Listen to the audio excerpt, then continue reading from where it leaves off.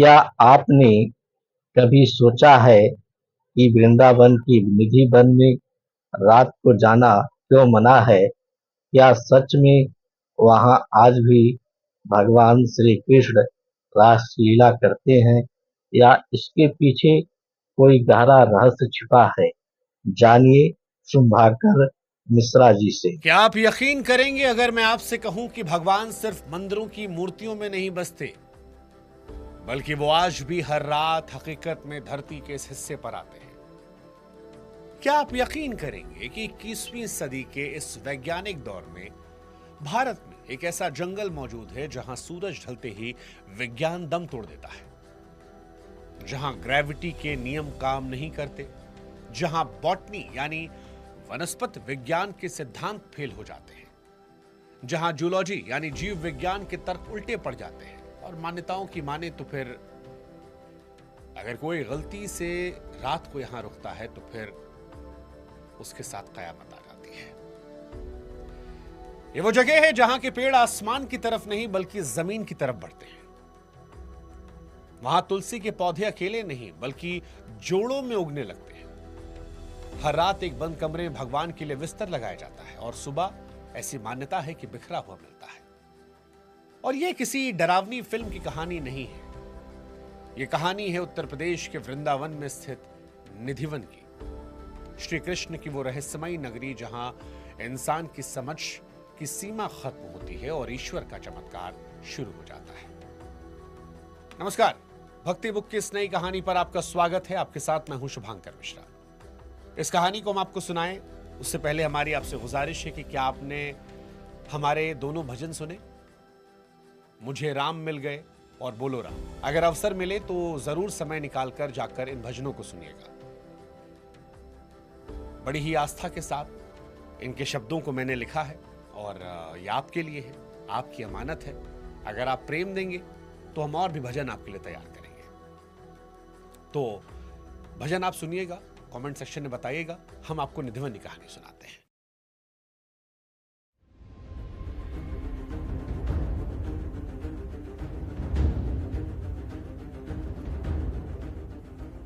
आज हम आपको उन गलियों में ले चलने वाले हैं जहां की हवाओं में आज भी बांसुरी की धुन सुनाई पड़ती है। हम पर्दा उठाएंगे निधिवन के उस सच से जिसे जानने के लिए दुनिया भर के वैज्ञानिक और तमाम बड़े बड़े अंतर्राष्ट्रीय टीवी चैनल्स आए और सब आखिर में सर झुकाकर वापस लौट गए। निधिवन ये शब्द दो शब्दों से मिलकर बना है। निधि का अर्थ होता है खजाना और वन आप जानते होंगे जंगल। लेकिन ये खजाना सोने चांदी या हीरे मोतियों का नहीं है, ये खजाना है भक्ति और रासलीला का। वृंदावन के बीचों बीच करीब 2.5 एकड़ में फैला ये वन देखने में ही सामान्य वनों से बहुत अलग है। जैसे ही आप इस वन के मुख्य द्वार से अंदर कदम रखेंगे आपको एक अजीब सी ऊर्जा महसूस होगी, एक ऐसी ठंडक जो किसी एसी या पंखे की नहीं बल्कि रूह को छूने वाली होती है। सबसे पहले बात करते हैं यहाँ के पेड़ों की, जो विज्ञान के लिए सबसे बड़ी पहेली बने हैं। वनस्पति विज्ञान यानी बॉटनी का एक सीधा सा नियम है जिसे फोटोट्रोपिज्म कहते हैं। इसका मतलब है कि दुनिया का कोई भी पेड़, उसका तना हमेशा सूरज की रोशनी पाने के लिए ऊपर आसमान की तरफ सीधा बढ़ता है और उसकी जड़ें जो हैं वो जमीन के लिए नीचे जाती हैं। लेकिन निधिवन वो अनोखी जगह है जहां पर प्रकृति का ये नियम पूरी तरह से फेल हो जाता है। यहां आप जिधर भी देखेंगे आपको अजीबोगरीब पेड़ दिखाई पड़ेंगे। यहां के पेड़ों की डालियां ऊपर आसमान की तरफ नहीं जाती बल्कि वो नीचे जमीन की ओर झुकती है। ऐसा लगता है जैसे वो पेड़ किसी अदृश्य शक्ति को प्रणाम कर रहे हो। और सबसे हैरान करने वाली बात यह कि यहाँ के पेड़ अकेले नहीं है, यहाँ का हर पेड़ दूसरे पेड़ के साथ बुरी तरह उलझा हुआ है। उसकी डालियां एक दूसरे में ऐसे गुथी हुई हैं जैसे दो लोग आपस में गले मिल रहे हो या नृत्य की मुद्रा में हो। वैज्ञानिकों ने इन पेड़ों पर रिसर्च भी की, ये पता लगाने की कोशिश की आखिर इन पेड़ों का डीएनए कैसा है, लेकिन कोई संतोषजनक जवाब नहीं मिला। यहाँ पानी की कमी है, जमीन भी सूखी है, लेकिन फिर भी ये पेड़ सदियों से हरे भरे हैं। स्थानीय मान्यता और संतों का यह कहना है कि ये पेड़ साधारण लकड़ियां नहीं हैं, ये वो 16,000 गोपियां हैं जिन्होंने द्वापर युग में श्री कृष्ण के साथ रास रचाया था। दिन के समय ये पेड़ बनकर समाधि में रहते हैं और जैसे ही रात होती है गोपियां बन जाते हैं और अपने कृष्ण के साथ ये नृत्य करते हैं। इसलिए पेड़ जोड़ों में है और इसीलिए यह जमीन की तरफ झुके हुए हैं, क्योंकि भक्ति में सिर हमेशा झुका हुआ होता है। निधिवन का दूसरा बड़ा रहस्य है यहाँ के जानवरों से जुड़ा हुआ, जो जीव विज्ञान यानी कि जूलॉजी के सारे सिद्धांतों को चुनौती देता है। हम सब जानते हैं कि बंदर और पक्षी पेड़ों पर रहते हैं। शाम होते ही पक्षी अपने घोंसलों में लौट जाते हैं और बंदर पेड़ों की ऊंची डालियों पर जाकर सो जाते हैं। ये उनका प्राकृतिक स्वभाव है, नेचुरल इंस्टिंक्ट। लेकिन निधिवन में कुदरत का नियम अलग है। अगर आप कभी शाम के वक्त आप जाएंगे तो आप एक अजीब सा दृश्य देखेंगे। जैसे ही सूरज ढलने लगता है, मंदिरों की आरती, घंटियां बजती हैं, वैसे ही निधिवन में एक अजीब सी भगदड़ मच जाती है। हजारों की तादाद में बंदर रहते हैं। दिन भर ये बंदर श्रद्धालुओं से चश्मा प्रसाद छीनते रहते हैं, उधम मचाते हैं। लेकिन शाम होते ही ये सारे बंदर अपनी सुरक्षित जगह यानी पेड़ों को छोड़कर वन की दीवारों की तरफ फांद कर बाहर भागने लगते हैं। सिर्फ बंदर ही नहीं बल्कि पक्षी भी घोंसले छोड़ देते हैं। तोते, कबूतर और मोर सब के सब जंगल खाली कर देते हैं। शाम 7 बजने के बाद धीरे धीरे निधिवन खाली हो जाता है। वहां एक भी जीव जंतु नहीं बचता। अब इसका जवाब विज्ञान के पास नहीं है कि आखिर जानवर सबसे सुरक्षित जगह छोड़कर रात को बाहर क्यों जाते हैं। उन्हें किस बात का डर है, या फिर यह सम्मान है किसी बात को लेकर। वृक्ष के लोग ये कहते हैं कि इन जानवरों को पता है कि रात को यहां साक्षात नारायण आने वाले हैं और उनकी लीला में कोई विघ्न न पड़े, इसलिए जीव खुद ब खुद यहां से चले आते हैं। लेकिन इस वन का असली और सबसे गहरा रहस्य शुरू होता है शाम की आरती के बाद। निधिवन के ठीक बीच में एक छोटा सा महल है जिसे रंग महल कहते हैं। ये वही जगह है जहां का रहस्य आज तक नहीं सुलझा। जिसने भी सुलझाने की कोशिश की उसका अंजाम बुरा हुआ। रंग महल वो जगह है जहां मान्यता के अनुसार भगवान श्री कृष्ण और राधा रानी रात को विश्राम करते हैं। हर रोज शाम 7 बजे के करीब मंदिर के पुजारी इस रंग महल के अंदर जाते हैं। उनकी दिनचर्या कई सदियों से एक जैसी है। वो वहां एक चंदन का पलंग सजाते हैं, उस पर मखमल का गद्दा और एकदम साफ सुथरी सफेद चादर बिछाते हैं जिस पर एक भी सिलवट नहीं होती। पलंग के ठीक बगल में एक छोटी सी टेबल पर चांदी के लोटे में पानी भरकर रखा आता है। भगवान के दातून करने के लिए नीम की 2 दातून रखी जाती है और खाने के लिए पान का बीड़ा यानी मिठाई वाला पान रखा जाता है। इसके अलावा कुछ लड्डू और प्रसाद भी रखा आता है। सब कुछ व्यवस्थित करने के बाद पुजारी बाहर आते हैं। रंग महल के मुख्य दरवाजे पर 1 नहीं 2 नहीं बल्कि 7 ताले लगाए जाते हैं। इसके बाद निधिवन के मुख्य द्वार को बंद किया जाता है। चारों तरफ ऊंची ऊंची दीवारें हैं जिन पर कांच के टुकड़े और कटीले तार लगे हैं ताकि कोई भी चाहकर भी अंदर न कूद सके। रात के 8 बजते ही पूरा इलाका सील कर दिया जाता है।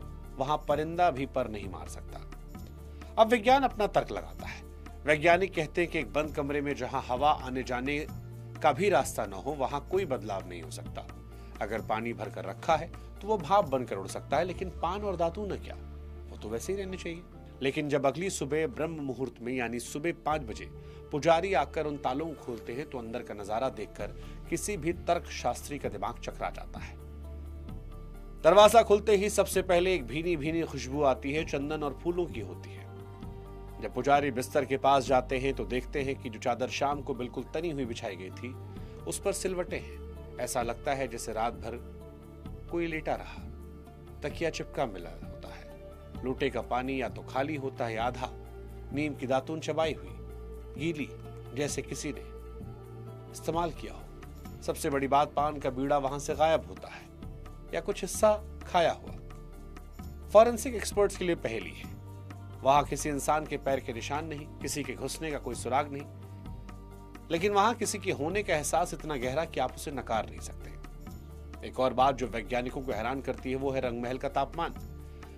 मई और जून की भीषण गर्मी में जब वृंदावन मथुरा का तापमान 48 डिग्री तक जाता है, तब भी निधिवन के इस रंग महल के अंदर एक अजीब सी ठंडक होती है।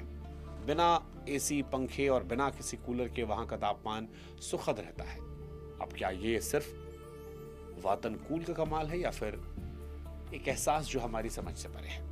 अब आपके जहन में ये सवाल आएगा कि भाई साहब हम तो 21वीं सदी में हैं, हमारे पास ड्रोन कैमरे हैं, नाइट विजन कैमरे हैं, क्या कभी किसी ने छिपकर ये देखने की कोशिश नहीं की रात को वहां क्या होता है? कैमरा नहीं लगाया? जवाब है हाँ। इंसान की जिज्ञासा उसे खतरों के करीब ले जाती है। कई लोग ऐसे आए जिन्होंने जानने की कोशिश की और जिन लोगों ने ये दुस्साहस किया उनका अंजाम इतना भयानक रहा कि रूह कांप जाए। एक बड़ा मशहूर किस्सा है जो 10-15 साल पुराना है। जयपुर का एक आदमी जो खुद को बहुत बड़ा तर्क शास्त्री मानता था वो वृंदावन आया। उसे इन बातों पर यकीन नहीं था, अंधविश्वास कहा, तय किया कि रात को निधिवन में छिप कर रहेगा और अपनी आंखों से देखेगा कि वहां क्या होता है। शाम को आरती के वक्त जब सब जा रहे थे, वो एक घनी झाड़ी में छिप गया। पुजारियों ने दरवाजा बंद किया, वो अंदर अकेला था। पूरी रात क्या हुआ यह तो कोई नहीं जानता, लेकिन अगली सुबह जब गेट खुला तो पुजारियों और पुलिस ने उस आदमी को देखा। वो जिंदा तो था पर इंसान जैसा नहीं था। उसकी आंखें फटी की फटी रह गई थी, जैसे कोई खौफनाक या तेज रोशनी देखी हो। वो अंधा हो चुका था, गूंगा हो चुका था, कुछ बोल नहीं पा रहा था, बस अजीब अजीब आवाजें निकल रहा था। उसकी मानसिक स्थिति बिगड़ चुकी थी। वो परिवार को भी नहीं पहचान पाया और कुछ समय बाद उसकी मौत हो गई। और ऐसे कई किस्से हैं। कुछ साल पहले एक विदेशी टीवी चैनल की टीम भी वहां आई थी सच्चाई जानने के लिए। रात में दीवार के ऊपर कैमरे लगाने की कोशिश की, लेकिन जैसे ही रात गहराने लगी कैमरे बंद। बैटरियां जो फुल चार्ज थी कहा था डिस्चार्ज। कैमरा पर्सन सामान छोड़कर भाग गए। स्थानीय लोग कहते हैं कि निधिवन के आसपास बने घरों में एक बड़ी अजीब सी रिवाज है। जिन घरों की खिड़कियां निधिवन की तरफ खुली होती हैं, लोग शाम होते ही उन खिड़कियों को ईंटों से बंद कर देते हैं या फिर मोटे पर्दे डालते हैं। कोई भी भूलकर रात को निधिवन की तरफ नहीं झांकता। लोगों का यह मान्यता है कि वहां होने वाली रासलीला दिव्य और तेजमयी होती है कि साधारण इंसान की आंखें बर्दाश्त नहीं कर सकती, और अगर गलती से नजर पड़े तो फिर उसके साथ कुछ गलत हो सकता है। यहाँ एक समाधि भी है। कहा जाता है कि स्वामी हरदास जी, जो तानसेन के गुरु थे, अपनी भक्ति और संगीत से बांके बिहारी को प्रकट किया था।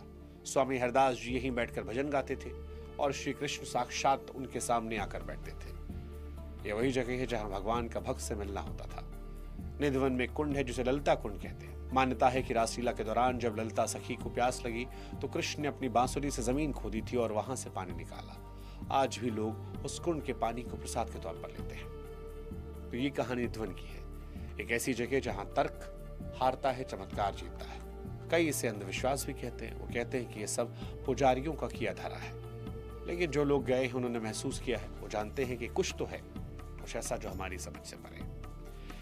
विज्ञान सबूत मांगता है, आस्था विश्वास मांगती है। निधिवन में विज्ञान अपने घुटने टेक देता है। 5000 साल बीते, सभ्यताएं बदली, लेकिन कृष्ण ने अपना वादा नहीं तोड़ा। वो आज भी आते हैं, आज भी राधा के साथ रास रचाते हैं।